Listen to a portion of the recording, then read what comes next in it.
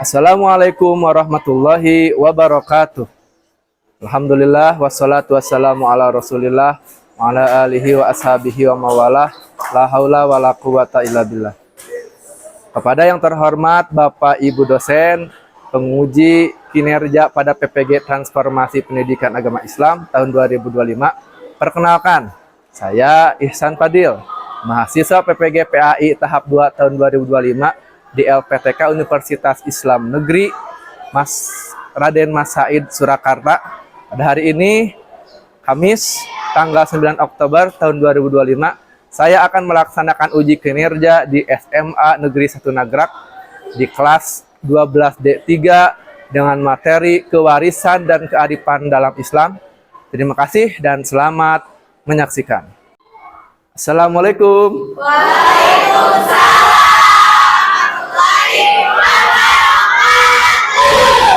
Boleh saya masuk ya?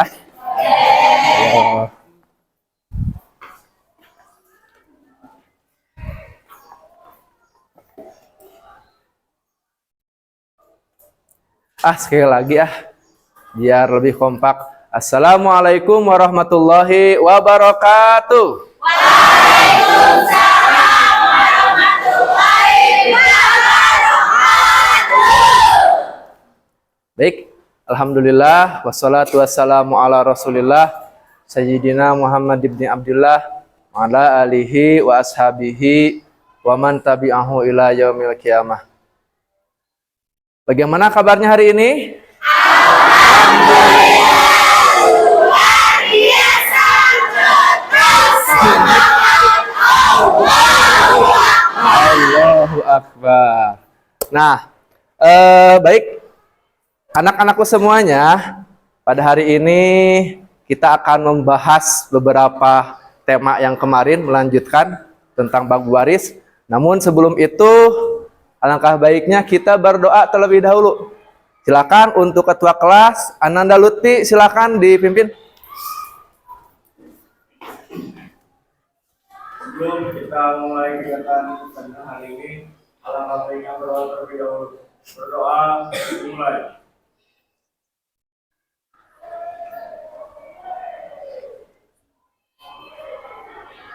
Berdoa tidak pernah selesai. Beri salam. Assalamualaikum warahmatullahi wabarakatuh. Waalaikumsalam warahmatullahi wabarakatuh. Sebelum itu, saya akan mengabsen terlebih dahulu untuk kelas 12D3. Baik. Alpina Nopianti hadiroh. Alpi Nurmawa hadiroh. Amelia Aprilianti hadiroh. Awalia Nur Jahra hadiroh. Ajlia Nisa izin. Bunga Dimelda hadiroh. Oke, semuanya hadir. Yang tidak hadir satu orang saja ya. Untuk menambah kecintaan kita kepada bangsa kita, tanah air tercinta kita, kita akan menyanyikan lagu kebangsaan bersama-sama terlebih dahulu. Silakan semuanya untuk berdiri. Dimulai 1, 2, 3.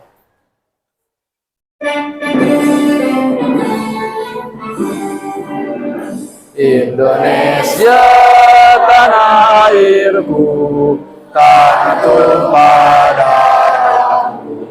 Silakan duduk kembali. Baik,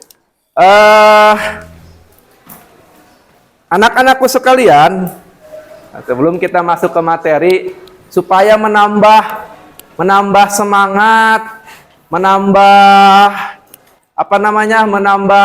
fokus kita, menambah keberkahan juga, alangkah baiknya kita bertadarus terlebih dahulu, membaca sama-sama ayat dalil tentang bab waris ini. Oke? Nah, nanti saya munculkan untuk ininya di depan ya. Kita baca bareng-bareng.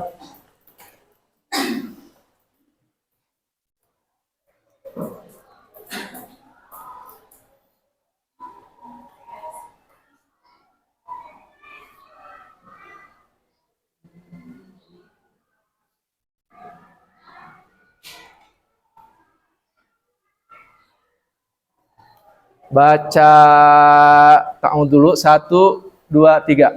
A'udzu billahi minasyaitonir rajim. Bismillahirrahmanirrahim.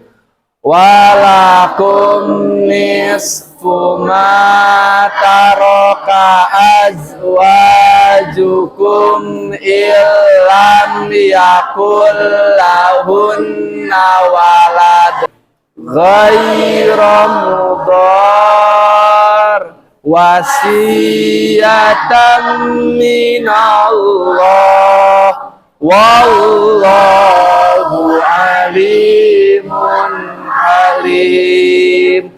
Sadaqallahul azim. Sadaqallahul azim wa sadaqa rasuluhun nabiyul karim wa nahnu ala dzalika minasyahidin wasyakirin walhamdulillahi rabbil alamin. Baik, anak-anakku semuanya, segala sesuatu itu akan sirna. Dari mulai kita bekerja siang dan malam, ujung-ujungnya hanya untuk ahli waris nantinya. Tapi apakah kita jangan bekerja? Tidak seperti itu juga. Ibadah di dunia pun membutuhkan bekal. Nah, maka dari itu Islam mengatur seluruh jalan, seluruh aturan yang ada di dalamnya. Terutama dalam hal ibadah. Termasuk dalam bab waris. Dalam bab waris. Salah satu kesempurnaan daripada ajaran Islam itu bab waris pun diatur di dalamnya. Nah, baik, sebelum masuk ke bab waris, melanjutkan pertemuan yang sebelumnya, silahkan kalian membuka Kahoot terlebih dahulu supaya menambah wawasan sedikit demi sedikit. Kalian jawab sesuai apa yang kalian pikirkan, apa yang kalian tahu di situ. Silakan dibuka Kahoot-nya. Udah bisa?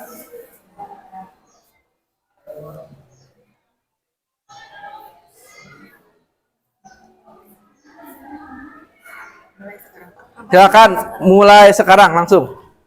Langsung mulai sekarang.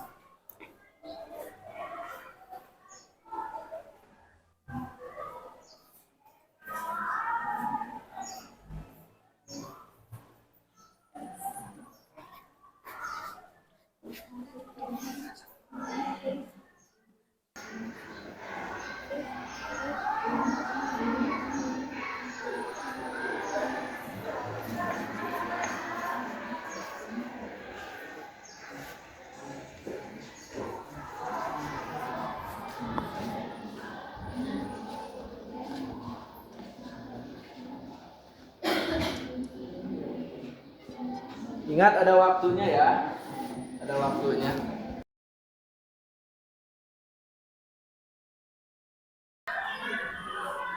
Sudah? Sudah ya. Kita lihat pertanyaan pertama. Om kita yang miliarder wafat. Nah, apakah kita sebagai keponakan mendapatkan warisan? Dapat tidak? Tidak. Kenapa tidak?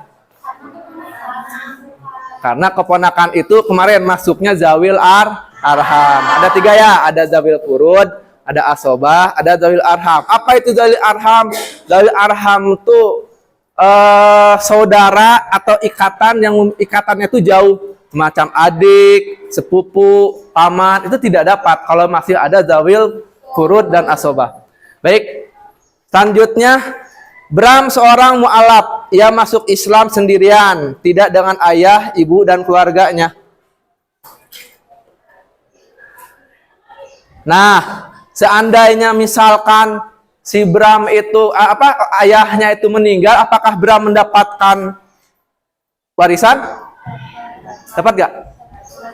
Bram seorang mu'alaf, ayah ibunya masih nonis. Kemudian ayahnya meninggal, apakah Bram dapat waris?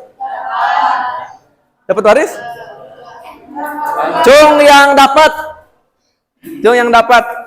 Silakan, ngacung cung yang dapat. Jangan ragu-ragu, silakan. Kenapa dapat? Alasannya pasti karena apa, kan anaknya, Pak. Cung yang enggak dapat. Kenapa enggak dapat? Karena beda keyakinan alias nonis. Bisa dibalik, si Bram ini masuk Islam, orang tuanya nonis, orang tuanya meninggal, Bram tidak boleh dapat waris. Atau sebaliknya atau misalkan si Bram ini asalnya Islam, kemudian dia keluar logout gitu, masuk Kristen misalkan, orang tuanya kaya, orang tuanya meninggal, si Bram ini yang nonis yang masuk, yang logout itu tidak berhak dapat waris. Hal yang dapat memutuskan waris diantaranya adalah masalah keyakinan. Orang yang murtad, orang kafir tidak berhak dapat waris dari seorang yang muslim. Begitu. Baik. Selanjutnya kita lanjut. Nah, setelah pembelajaran ini diharapkan kalian mampu satu menjelaskan pengertian hukum kewarisan dalam Islam, sudah pernah kemarin. Yang kedua, menjelaskan ketentuan hukum kewarisan dalam Islam. Yang ketiga, mengidentifikasi golongan ahli waris. Yang keempat, mengklasifikasikan pembagian ahli waris yang didapatkan, yang disebut ahli waris itu siapa saja, bagiannya berapa aja. Kalau misalkan istri tapi dia gak punya anak, dapatnya berapa, nanti memiliki perbedaan nanti. Terus menghitung cara pembagian harta waris. Nah, ini akan kita pelajari sekarang. Di kalian setelah ini kalian diharapkan mampu menghitung pembagian harta warisan.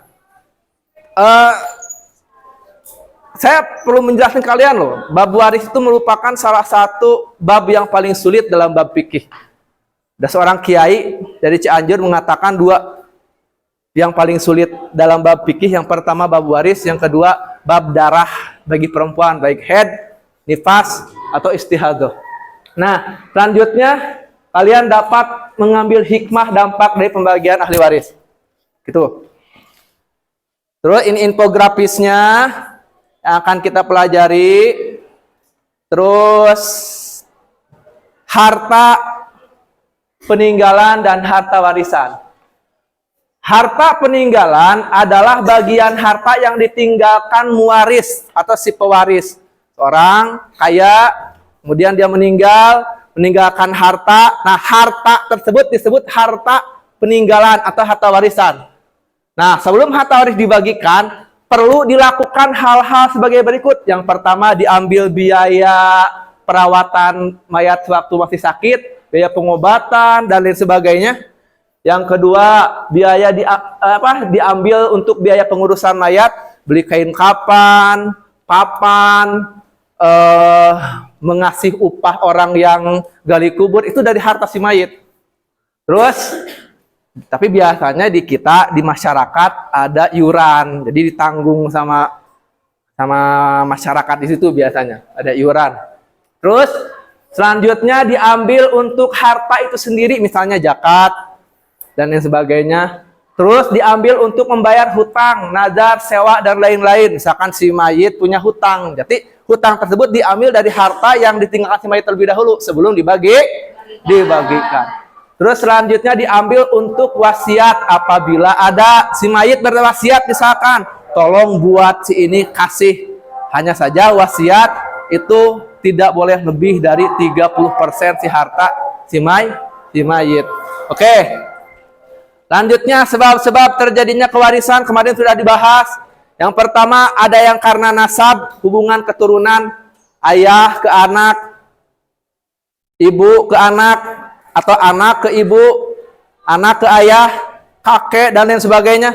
Yang kedua, karena perkawinan, hanya ada satu masa perkawinan, yaitu istri dan suami. Suami meninggal, istri berhak dapat waris.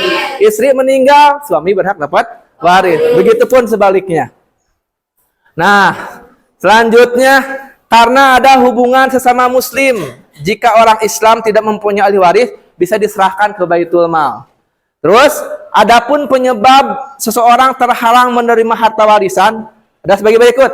Yang pertama, hamba atau budak, sebab ia tidak cakap memiliki, sebagaimana firman Allah pada surat An-Nahl ayat 75. Budak belian. Terus, zaman sekarang sudah tidak ada ya. Yang kedua, pembunuh, misalkan Zaid, kaya, Dia meninggal, tapi meninggalnya dibunuh oleh si Ammar. Nah, si Ammar ini gak berhak dapat waris karena telah membunuh ayahnya. Begitupun sebaliknya. Selanjutnya murtad atau kafir. Zaid Islam, punya anak si Bram. Bram ini masuk Kristen atau masuk logout lah, keluar dari Islam. Nah, Zaid meninggal. Yang nonis ini, yang logout ini tidak berhak dapat warisan dari ayahnya yang Islam. Begitu. Selanjutnya ada ahli waris. Ada ahli waris laki-laki, ahli waris perempuan. Hanya saja ahli waris itu yang inti, saya jelaskan ya sesuai dengan yang kemarin. Inti dari ahli waris itu hanya ada 5 ahli waris yang menjadi tim inti. Ahli waris inti hanya ada 5. Yang pertama kemarin siapa? Ayah. Yang kedua ibu. Yang ketiga istri. Keempat suami. Yang kelima anak, baik anak laki-laki atau anak perempuan. Kalau misalkan ayahnya dapat, berarti anaknya yang meninggal. Ibunya dapat, anaknya yang meninggal. Istrinya dapat, berarti yang meninggal siapa? Suaminya. Suami dia, bukan suami orang. Yang keempat, suaminya dapat, berarti yang meninggal siapa? Istrinya. Anaknya dapat, yang meninggal siapa? Orang tuanya, gitu ya. Jadi tim inti yang menjadi inti ahli warisnya ini. Kalau ini masih ada, yang lain keponakan, cucu, paman, kakek, dan lain-lain itu tidak dapat. 5 orang ini yang menjadi tim inti, yang lainnya tim cadangan atau dalam bab warisma masuknya ke dalam kategori zawil arham. Betul, zawil arham. Lanjutnya, nah, zawil furud, ada asobah. Apa itu zawil furud? Yaitu ahli waris yang mendapatkan bagian tertentu yang sudah ditentukan oleh syariat agama, oleh syariat Islam. Ada 1/2, 1/4, 1/8, 2/3, 1/3, atau 1/6 dari total harta warisan. Yang kedua ada asobah. Apa itu asobah? Ahli waris yang mewarisi sisa harta warisan setelah bagian ahli waris dari zawil furud yang diberikan. Jika tidak ada zawil furud, maka asobah mendapatkan seluruh harta. Nah, baik. Kemarin sudah dijelaskan ya. Sudah dijelaskan yang termasuk ke dalam zawil furud itu. Misalnya contoh nih. Contoh seperti yang ada di buku. Contoh. Ayah dapat berapa ayah? Ayah dapat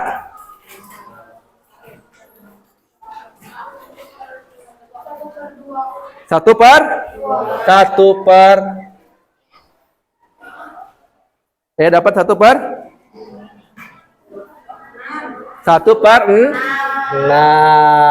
Kalau misalkan si yang meninggal punya anak. Yang kedua ada ibu dapat berapa? 1/6. Istri dapat berapa? 1/8. Suami dapat berapa? 1/2 kalau tidak punya anak. Kalau misalkan punya anak berapa? 1/4. Terus anak dapat berapa? Anak laki-laki, anak perempuan dapat berapa? Pada umumnya aja, umumnya. Anak masuk ke dalam asobah. Umumnya, walaupun nanti ada keterkaitan. Kalau misalkan anak laki-laki gak ada, bisa masuk ke zawil furud begitu. Nah, sampai sini paham ya? Kalau nggak ada yang paham, ada yang tidak dipahami, bisa ditanyakan. Nah, kita akan mencoba ke dalam tata cara perhitungan warisnya. Baik, bisa ada soal. Lihat, silakan dibuka buku catatannya. Buka buku catatannya, ditulis soalnya. Sambil saya jelaskan. Pak Soleh meninggal dunia.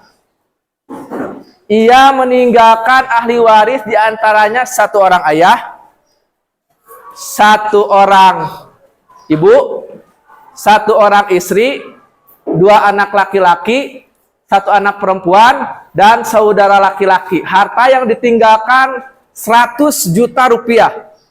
100 juta. Pak Soleh tidak memiliki hutang sama sekali, namun pernah bernazar untuk bersedekah wakaf Al-Quran ke masjid sebesar 4 juta. Berapakah perhitungan warisnya untuk ahli waris yang ditinggalkan? Kita lihat. Tentukan dulu harta warisannya berapa. Harta warisan berapa tadi? Rp 100 dikurangi berapa? 4 juta. Kenapa dikurangi 4 juta? Karena 4 juta itu nazarnya Pak Soleh. Berarti berapa? 100 juta dikurangi 4 juta sama dengan 96 juta adalah harta warisan yang mesti dibagikan. Setelah itu tentukan zawil furud. Yang masuk zawil furud di situ siapa aja? Ayah dapat berapa? 1/6. Terus yang kedua, ibu dapat berapa? 1/6. Terus istri dapat berapa? 1/8. 1/8. Nah, ini zawil furud. Yang anak masuknya apa? Asobah nanti. Asobah sisa. Kita hitung. Harta warisnya tadi berapa harta warisnya? 96 juta. Kita hitung 96 juta dikali 1/6. Ayah ya tadi ya, ayah kan 1/6. 1/6 dikali harta waris berapa harta warisnya? 96 juta. Silakan berapa? Dibuka kalkulator boleh. Buka HP-nya. Buka kalkulatornya. 1/6 dikali 96 juta. 96 juta dibagi 6 dikali 1. Berapa? 16 juta. Ayah dapat 16 juta dari harta warisan si anak. Yang kedua, ibu dapat berapa? Sama, gak usah mikir lagi. Kan tadi 1/6 sama kali 96 juta sama dengan 16 juta gitu. Terus yang ketiga istri dapat 1/8. Coba dikali 1/8 dikali 96 juta berapa? 12 juta. Nah, ini adalah perolehan zawil furud di jumlah. Kita cari asobah di jumlah. 16 juta tambah 16 juta tambah 12 juta berapa? 16 tambah 16 32. 32 tambah 12 44 juta. Nah, ini 44 juta adalah milik zawil furud tadi ya. Nah, sekarang kita cari asobah. Tadi katanya apa? Asobah itu sisa. Berarti 96 juta harta warisan dikurangi harta zawil furud yang tadi berapa? 44 juta sama dengan berapa? Coba hitung. Dihitung, silakan pakai kalkulator, silakan. 52 juta. Nah, ini 52 juta adalah harta asobah yang mesti dibagikan kepada siapa? Kepada anak. Nah, cara perhitungannya anak laki-laki berbanding double dengan anak perempuan. Jadi anak laki-laki dapatnya 2, anak perempuan dapatnya 1. Kita lihat anak laki-laki ada berapa? Ada 2. Ada 2 ya. Anak perempuan ada 1. Kita lihat. Cara perhitungannya kayak gini. 2, Ini bagian anak laki-laki yang pertama ditambah 2 bagian anak laki-laki yang kedua ditambah 1 bagian anak perempuan. Berapa jumlahnya? 5. 2 tambah 2 tambah 1 sama dengan 5. Berarti bagian anak laki-laki pertama 2/5 dikali harta asobah. Berapa harta asobah? 52 juta. Jangan kali 96. 96 kan udah dikurangin tadi. Dikali 52 juta sama dengan berapa? 52 bagi 5 kali 2 20 juta 800.000 per anak laki-laki pertama. Sekarang anak laki-laki yang kedua sama, gak usah mikir. 2/5 kali 52 juta sama dengan 20 juta 800. Terus yang ketiga anak perempuan, gampang, tinggal dibagi saja sebenarnya. 20 juta 800 bagi 2 bagi 2. Karena kan tadi anak perempuan mendapatkan setengah dari bagian anak laki. Tapi mau dihitung silahkan. 1/5 dikali 52 juta sama dengan berapa? 10 juta 400.000.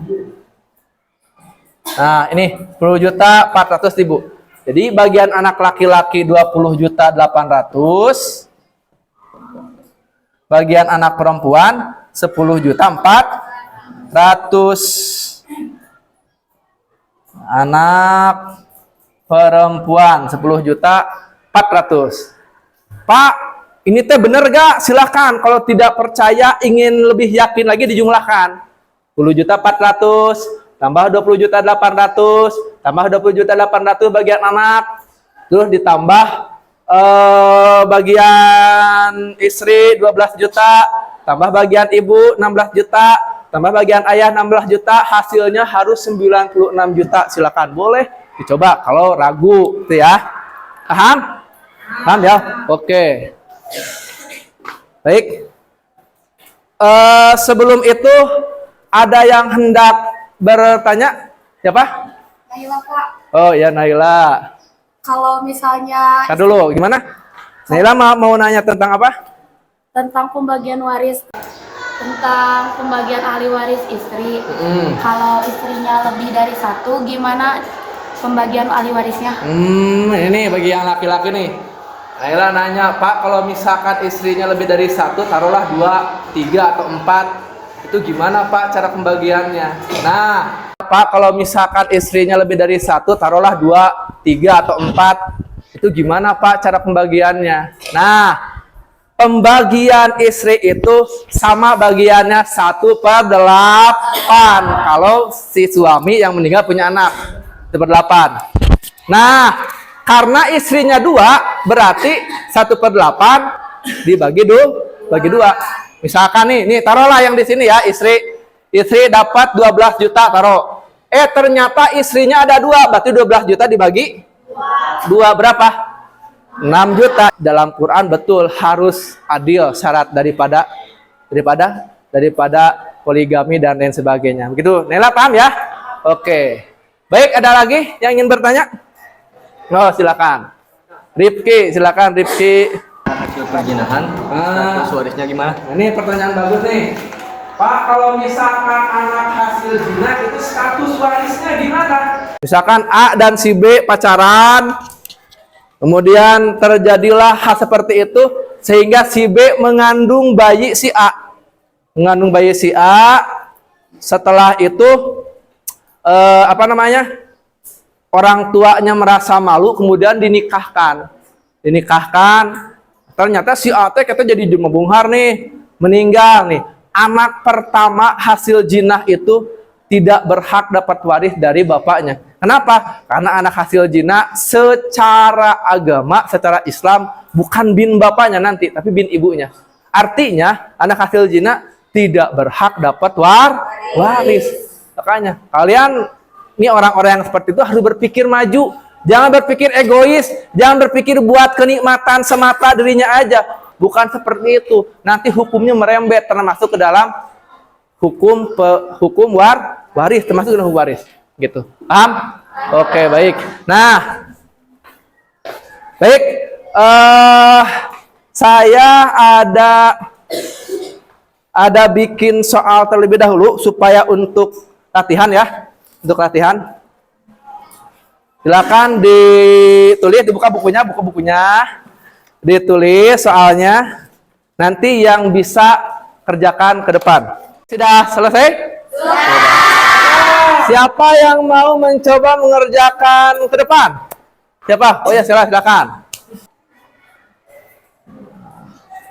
Hasilnya semuanya 360 juta dari total yang dijumlahkan. Oke, tepuk tangan buat bisa. Betul ya? Hasilnya begini. Nah, sekarang silahkan bergabung dengan kelompoknya masing-masing. Sesuai kelompok yang kemarin, yang sudah dibagi.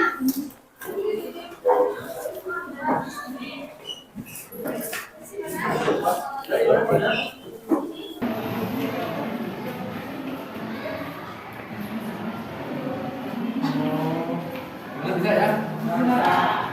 Gampang. Bisa ya? Bisa ya?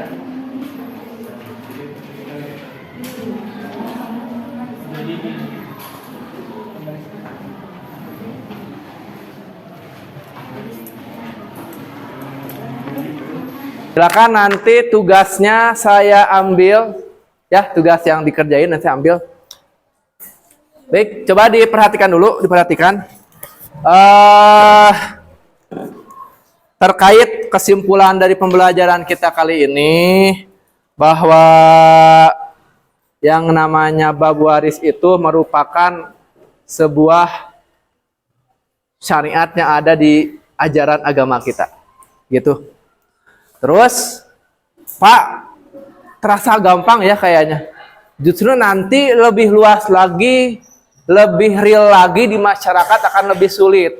Karena orang yang meninggal itu meninggalkan harta itu benda-benda mati kebanyakan. Ini kan uang ya, lebih gampang. Nah, aslinya di masyarakat itu meninggalkan benda mati, rumah, mobil, sawah, tanah, dan lain sebagainya. Itu digimanain? Nah, dijumlahkan nanti caranya. Makanya yang lebih sulit disebut. Apalagi nanti belum lagi kontroversi pembagiannya. Si A ingin tanah yang di dekat jalan, sementara si B juga ingin. Cenderung terjadi perselisihan pendapat, perselisihan di antara mereka. Nah, seperti itu. Ya, mudah-mudahan ke depannya kita bisa menjalankan bab waris ini. Karena mau bagaimanapun juga ini merupakan syariat di ajaran Islam. Baik. Oke.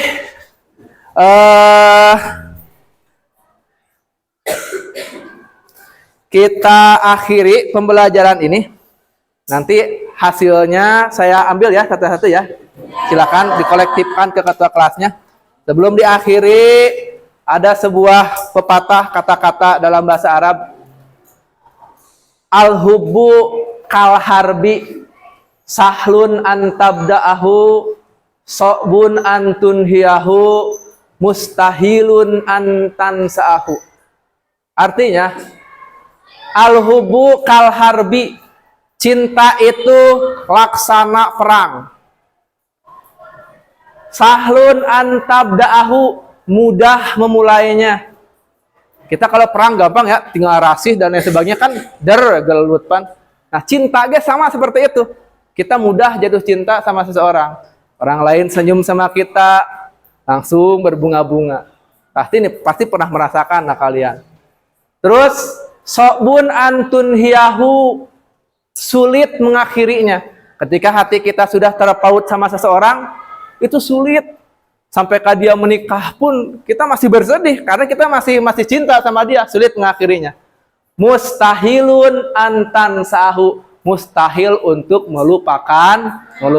Sama perang gampang memulainya, sulit mengakhirinya, mustahil melupakannya. Tentang perang, begitupun juga tentang cinta. Semuanya ada jalannya masing-masing ya. Mudah-mudahan. Amin ya Allah ya Rabbal alamin. Baik, cukup sekian dari saya. Mohon kurang lebihnya mohon dimaafkan. Kita berjumpa kembali di pertemuan selanjutnya. Akhirul kalam wallahu muwaffiq ila aqwamit thoriq. Alakum minkum. Assalamualaikum warahmatullahi wabarakatuh.